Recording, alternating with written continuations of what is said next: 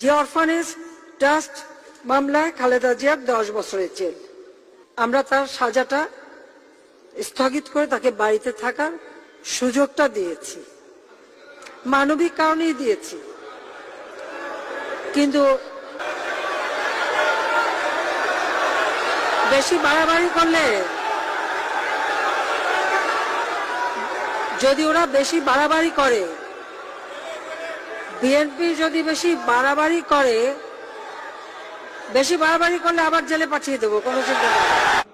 খালেদা জিয়া আমার মা, আমি তার সন্তান। আজ শেখ হাসিনা যেই কথা বলেছে খালেদা জিয়াকে জেলে পাঠাবে, আজ আপনাদের সামনে এবং সোশ্যাল মিডিয়ার মাধ্যমে যারা সংযুক্ত আছেন প্রতিটি মানুষের কাছে আমি শুধু একটি কথা বলবো, শেখ হাসিনার এই জবাব আমি দেব না। শেখ হাসিনার এই জবাব আমি বিশ্বাস করি দেশনেত্রী খালেদা জিয়া হচ্ছেন গণতন্ত্রের নেত্রী, বাংলাদেশের সাধারণ মানুষের নেত্রী। কাজেই হাসিনার এই কথার জবাব বাংলাদেশের মানুষ তাকে দেবে। পালিয়ে থাকে লন্ডনে, আর এখান থেকে আগুন জ্বালাতে বলে। আরে বেটা, তোর যদি সাহস থাকে তো বাংলাদেশে ফিরায়, আমরা একটু দেখি। It is the reality যে তারেক রহমান ফেরত আসবে, and you'll see more of Tarique Rahman. এবং তারেক রহমান কি রাজনীতি করার অধিকার রাখে কি রাখে না, এটা জনগণ ঠিক করবে। যেদিন বাংলাদেশে তারেক রহমান নামবে সেদিনে দেখা যাবে যে বাংলাদেশে কি হয় না হয়।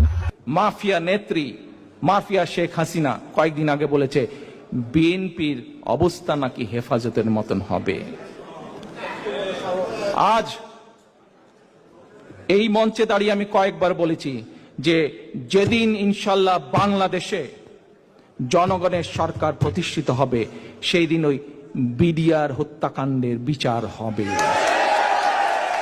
আজ শেখ হাসিনা স্বীকার করে নিল যে হেফাজতে যে মানুষগুলোকে সেদিন হত্যা করা হয়েছিল সেই হত্যার নির্দেশদাতা সে।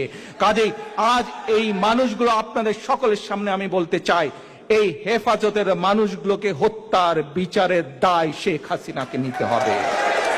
যেমন জিয়াউর রহমান তেমন খালেদা জিয়া, আর ছেলেও একটা সেই অমানুষ পয়দা করেছে। তারা নাকি গণতন্ত্র উদ্ধারের জন্য আন্দোলন করবে। আরে গণতন্ত্র বানান করতে পারে? আর গণতন্ত্ররা শিখেছে?